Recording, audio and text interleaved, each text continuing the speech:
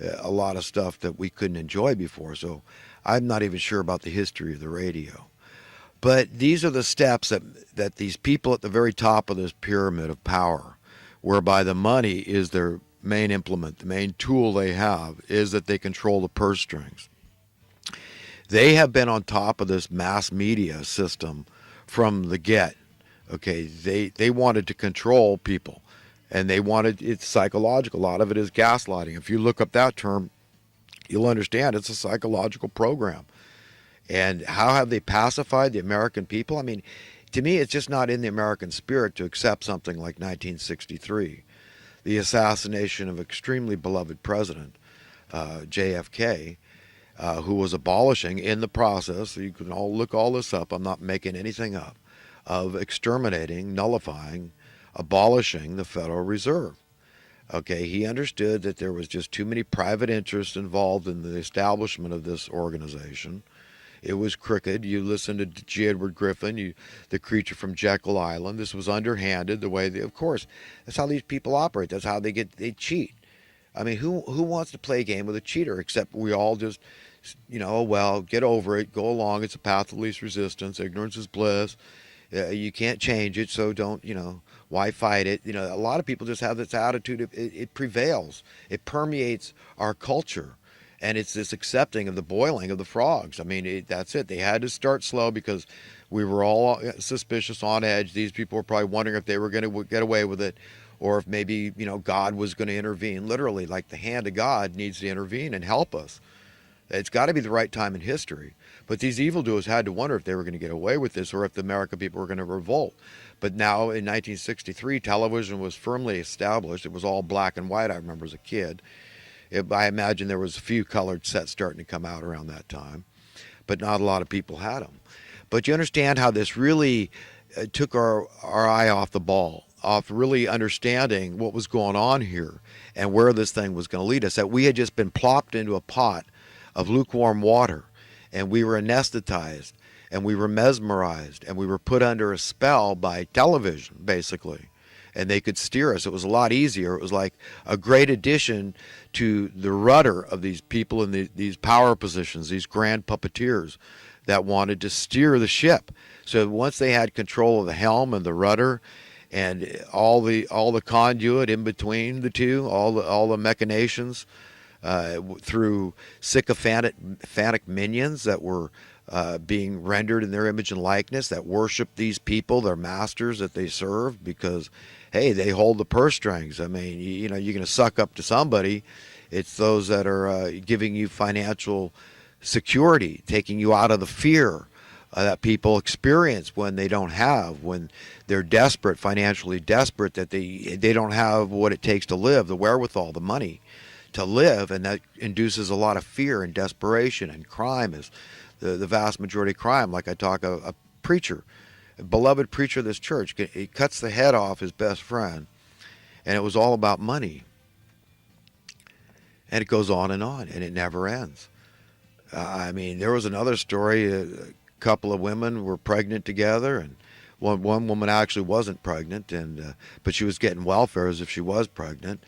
And so what she did, she was so desperate to keep that welfare check coming that she cut the baby out of her best friend.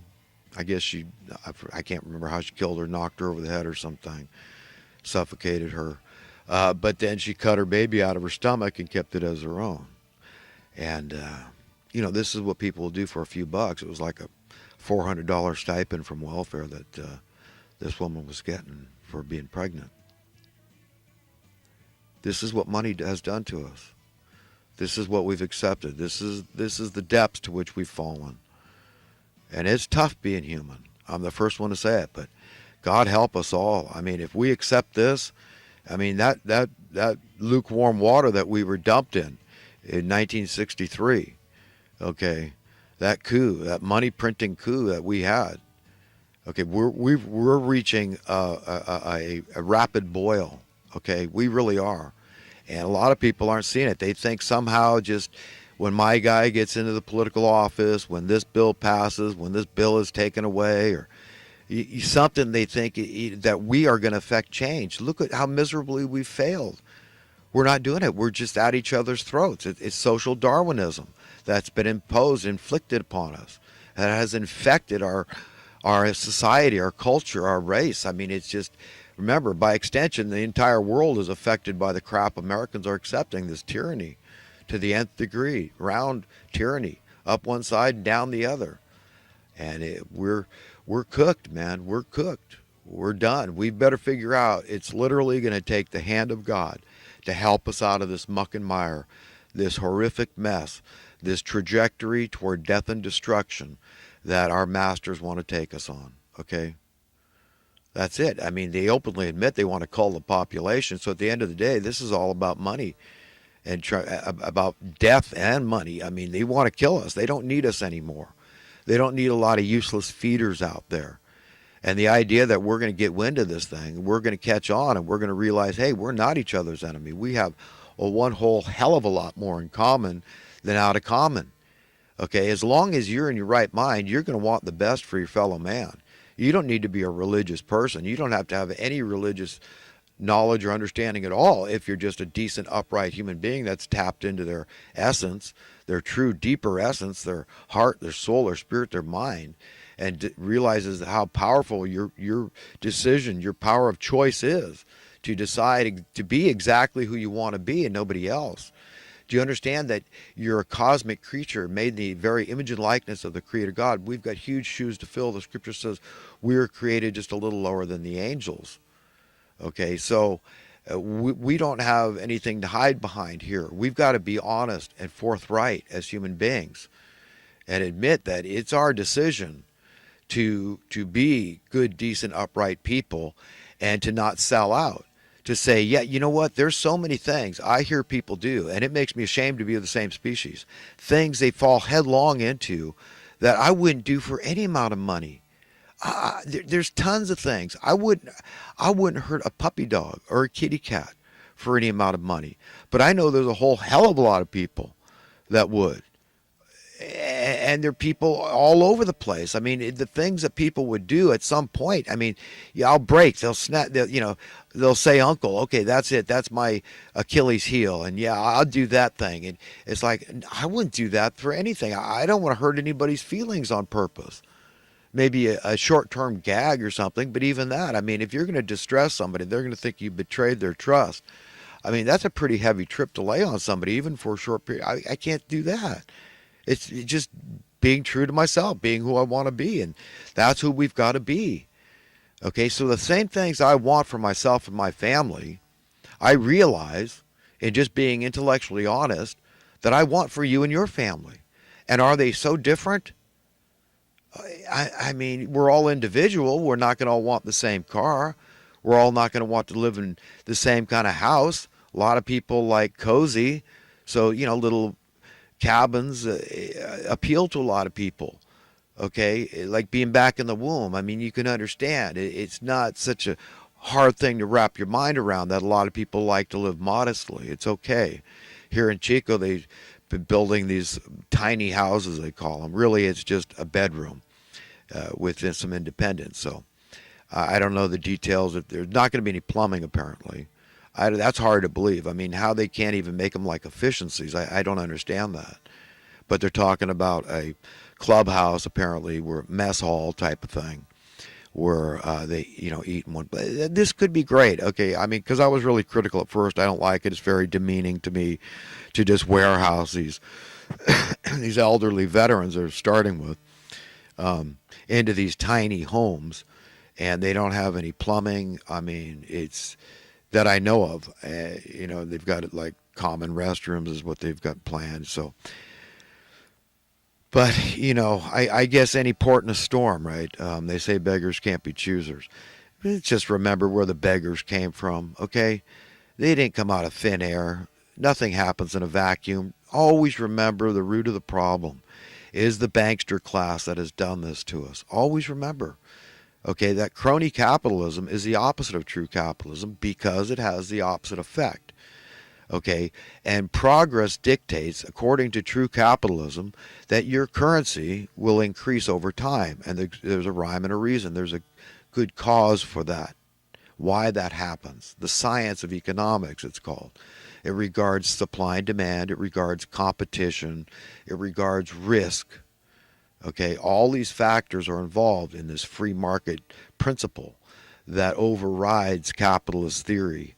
Okay, so it's a science to understand how to define progress relative to true capitalism.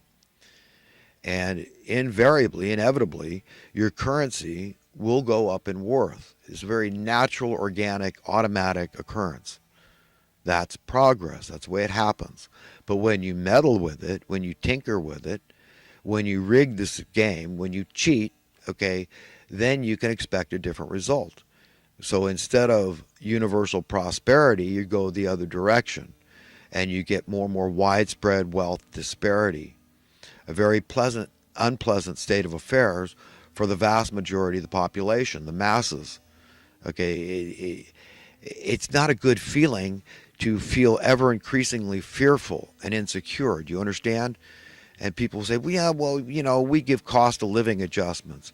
Look at that. Look at how deliberately remiss, obviously, okay, people working in the high end of the labor department, these people have those same kind of degrees I was talking about. They know what they're doing. They know the problems they're going to cause by not giving commensurate, proportional, equivalent cost of living adjustments based on the consumer price index, the CPI, okay, the true cost of living tax. What is it?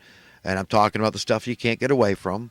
Only essential human needs will include in that calculation.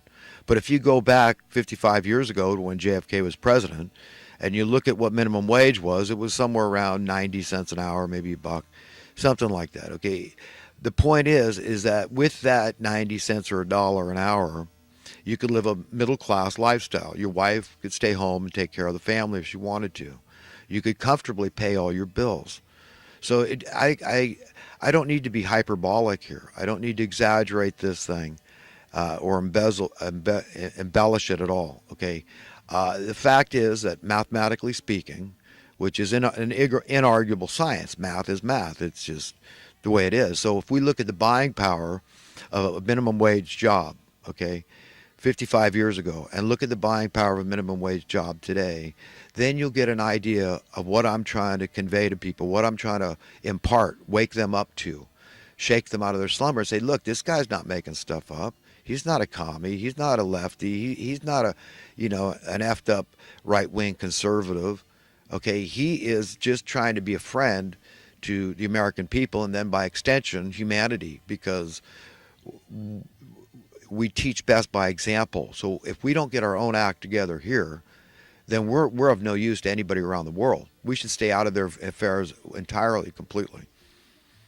Do you understand? This is nuts. We're in it so deep. Like I said, that water is boiling rapidly. We stepped in it, the dog crap right up to our nostrils.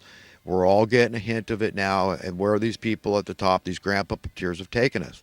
We're at each other's throats. Yes, as a devour one another kind of a spirit that is imbued our culture and our society, that this is the only hope, is you just gotta, hate each other, dog eat dog, suck lemons, and, when your guy is in office and in this capacity or that, or you get to pass this bill or that, then you can breathe a sigh of relief. In the meantime, you just got to buck up and be defensive and offensive, and you've got to just show them who's boss, that we lefties are going to win, or we righties are going to win, and nanny we're going to show you. And we all know that's been the score for how long. It is like a tennis match, right?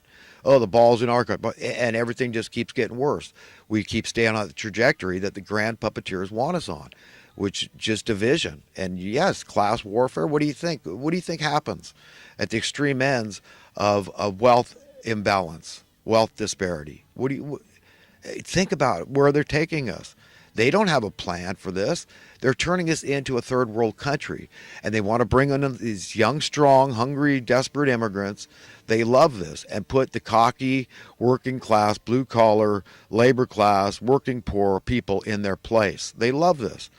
And do you think that they're showing the Hondurans on the Honduran television? Do you think that they are showing the homeless people that are dying out in the cold in America, the homeless encampments in LA. What are they showing these people? What have these people been promised, I ask? Are they leapfrogging? How in the hell? What do they think they're going to get? They're going to live homeless. They don't know anybody here. They're going to come to America. We all know Section 8 welfare housing subsidies are all spent. There's no more money. Otherwise, wouldn't the housing authority step in and interject themselves into all these homeless issues? That in all the communities, people pick on California. Well, the reason that people come to California to be destitute is because they can at least survive. If they've got to stay outside, they're going to at least survive in the mild temperate climate of California.